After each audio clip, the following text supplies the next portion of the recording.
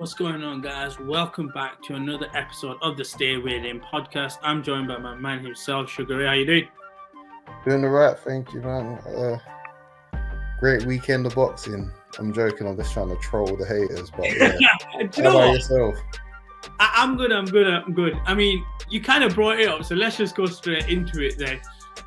A great week of boxing. I don't know if I can say that. I know, pardon the troll, but it was the Misfits event that was on DAZN, pay-per-view as well. And I guess before we break down anything of it, what do you make of it fully? Because we've touched on it a little bit here or there, but as a collective then, with a bit more time now to actually talk about it, what do you make of Misfits as a whole itself? I like the lane that they've carved. I've seen a lot of pro boxers start complaining and, oh, they're taking away from boxing. Shut up, man, you miserable gits, bruv. Do you know what it's similar to? Imagine if championship players, remember when all them same like Misfits and YouTube personalities done the charity football game? Yeah. And then remember their numbers were crazy on streaming. Imagine if the championship players started then complaining, oh my gosh, why are they getting so much attention? It's unfair. Like, I'm glad a lot of other boxing media channels have also said this. Boxing is its own worst enemy, not YouTube boxing. Boxing, the same bloody sport that has us still waiting for Crawford versus Spence, the same sport where De La Hoya has now told us on Monday that Davis versus Garcia might not happen. That same sport, and you're complaining about YouTube boxing. Grow up, man. Listen, they got their own lane. It has nothing to do with boxing. Ain't no one looking at them thinking these lot are world champions. Well, apart from, listen, SALT PAPI might be the truth. We'll go into that later. SALT PAPI might be the truth. But other than SALT PAPI, like, no one's looking at these guys thinking that they're stealing fans. It's a completely different audience. And I don't even think it's a case of when people are just like, they're making a mockery of the sport. No. These personalities have clearly shown that whatever sports that they do, people are going to view them. If they wanted to go into basketball, people are going to watch them. If they're going to do football, which they have before, people are going to watch them. They're going to do, I don't know, lacrosse. People are still going to watch them. So if they want to go into boxing, as long as it's regulated properly, they're training properly, they're taking it serious, they're not saying it's going to be world championship material, then I don't care. All these like old heads that keep on complaining, grow up, man, because it's like these are the same people as the reason why boxing is not growing, because you just want to be stuck in your old ways and not to change it too much. But it reminds me of how grime was, where I grew up in, the grime era, 2000s, and then grew up on all like obviously the greats of the Kanos, the Gets, Rough Squad, etc., Roll Deep, etc. And then the reason why people may say Graham died is because there's old heads that still be like, oh, but these new guys, they don't sound like this, they don't sound like that, they're not doing this, they're not doing that. And it's like, let things evolve. Let things evolve, because if you hold things back, they're not going to evolve. And then people are going to turn on the original sound. And then you're going to look back and be like, oh, what happened? And that's the same way I see as boxing. It's the same reason why stuff like when they just thought MMA was going to be a fad, it rose because in places where, and don't get me wrong, MMA and UFC in particular has their big faults. However, if you want to talk about the best fight and the best, it happens more there. If you want to talk about better production, there's more there. If you just want to talk about higher quality cards, there's more there. And once again, boxing is at its own fault, and they just point fingers at everyone but themselves. So one thing you said for me that's interesting is, well, I'll just touch on one thing you said about MMA and stuff. I feel like with MMA, we don't look at it as a sport. We look at UFC being the sport rather than it being the brand. I think that's another problem with boxing. There's too many promotions, too many boards, so we can't actually get certain fights made, because whereas when you look at MMA, I guess you could say it's really the UFC. If you're watching Bellator, K1, all that stuff, right, fair enough. But the majority is just watching the UFC and classing that as MMA. But I want to touch on one thing you said. You said about audiences. we've both been to like boxing events and stuff. And even though, let's say it says doors open 5:30, 6 o'clock, you won't necessarily get an influx of a crowd until co-main event. Yeah, exactly. Even then, you can still get people sitting in just as the main event's about to begin. Whereas here, I remember it was 7 o'clock. I missed like the first fight. I came in. I can legitimately say there was probably about 80% at least full. And you look at it and you look at that compared to a normal boxing event, you won't get anything close to that. And so I guess it's that same point that you make where boxing fans are actually killing boxing fans because they're not turning up, whereas these guys have managed to establish a lane and they are doing. And as well as that, you've also got like some of the celebrities there. I saw Louis Theroux there. I saw Holly Willoughby. I'm thinking, do you know what? I get it and I enjoy it because it's new eyes to people. And can boxing fans actually complain when they actually are turning up 2 hours later to their own event because they want to go to the pub and get a drink a bit earlier? They can't. And the reason I say they can't, because the same people that's like coming to watch these events are not boxing fans. That's what's annoying me with why they keep on complaining as well. These aren't boxing fans that are like, it's not like the YouTube guys have said, hey, everyone, look, we're all boxing, come watch us. They're like, no, we want to box. This is how they want to compete. For me, it's a healthier outlet than many things in life. And I like the fact that they're putting their egos aside and, you know, going into ring and fighting, and they're taking it seriously. Yes, the technique's horrible. Yes, you can classify it as white collar boxing. However, it's like, what? Why is that on? If it, let's call it a white collar event, white collar boxing event. Yeah. If a white collar event can be profitable, what is your own like? Why are you upset? And then for all the like boxing purists that want to like look down on it, I said this is the reason why boxing's in the mud, because boxing is a sport where there's so many people that glorify themselves looking down on others for not knowing stuff. And don't get me wrong, I do feel like there still needs to be gatekeeping allowed in sports, because there do need to be other people that are more knowledgeable that can control things. But it's the snobbery in boxing sometimes that kills it, because it's like there's such thing as too much gatekeeping. It's like there needs to be a balance, and I feel like the lack of balance has caused this, because like I said before, when it came to MMA, they thought it was just a fad. And then what Dana learned from, you know, working alongside boxing promoters in the past and that's going to boxing events is like, you don't put no money into production. I've said it here before. I think Top Rank has one of the best stables in boxing. Their production on their TV, I don't know if they know what HD cameras are yet, honestly. Like, even the production on the Misfits show, I've been to boxing shows at Wembley Arena. They are not as good as Misfit shows. That is the truth. I'm sorry. That is honestly so true. The production on the Misfit shows is so well run in comparison. And then you want to complain about people not being into boxing when people, if I can tell you that me as a boxing fan who's gone to boxing shows and tells you that Misfits shows are better produced, that is more reflection on boxing. I'm sorry, it is what it is. You know, one thing I'm gonna say about it, about the production thing, I'm kind of with you. That's what I personally like. HBO and stuff. Growing up, that was my peak. I loved watching Max Kellerman's there, Jimmy, and all that stuff. Loved serious it. production. Proper production. Showtimes for me still nail it as well. Can be the odd times, but I like their production, even though they take ages with it. I do want to touch on something with you, and it's what Misfits have given people the opportunity. There's a boxer on there who's actually technically classed as professional. Luis Panito, something like that. I can't pronounce his name. I can't remember. Mexican. Fought KSI on the first fight. Became the mystery opponent for the second fight, as in what he was yesterday. Yeah. The amount of money he's made of them two particular fights will be more than he can even look in his career. And he's not going to be anything special.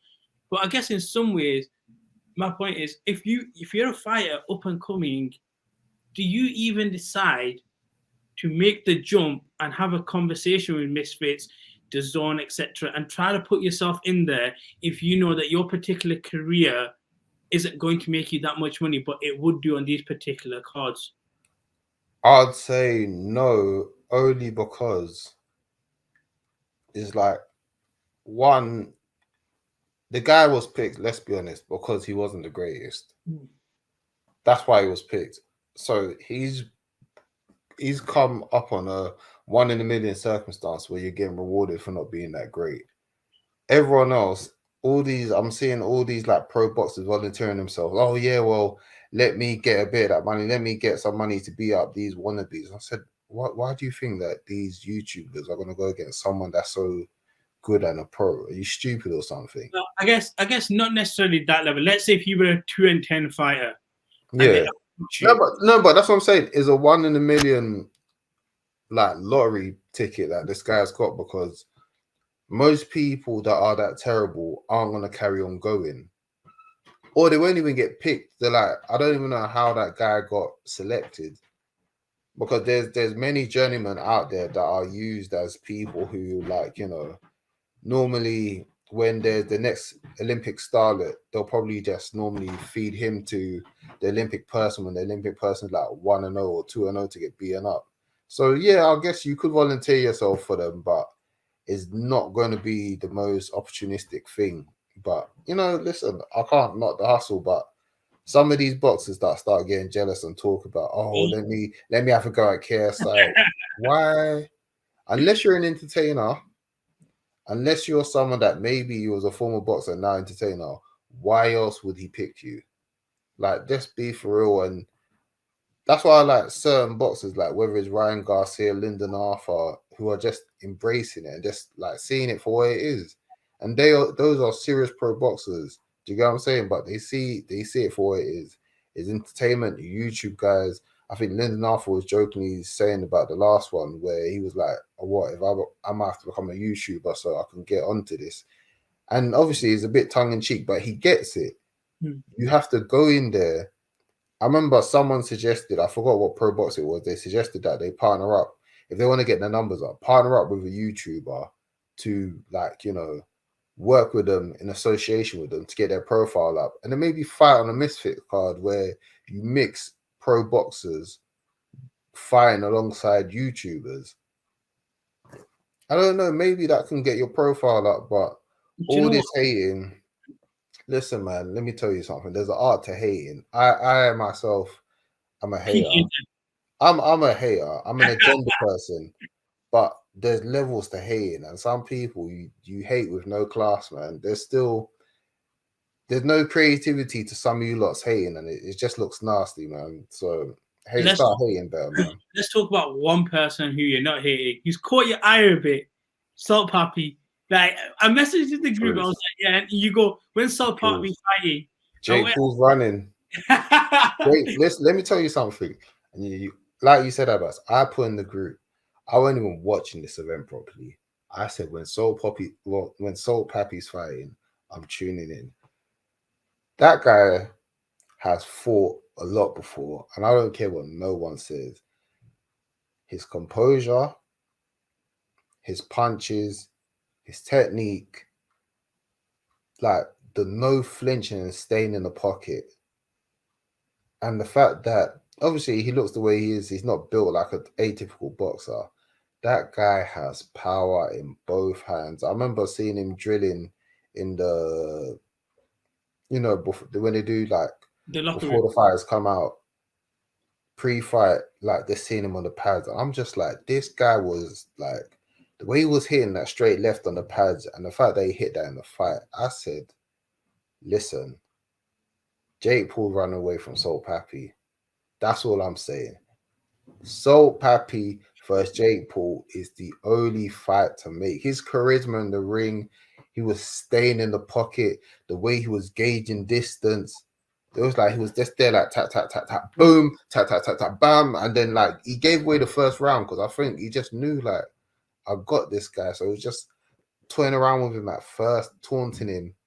And then second round, touch, touch, touch, touch, touch, straight left, bang, dropped him.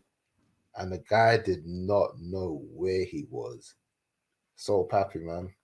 I'm gonna just put this out there because I think obviously this whole Misfits thing is kind of geared to eventually having that KSI Jake Paul fight, which looks like the pinnacle of the full event.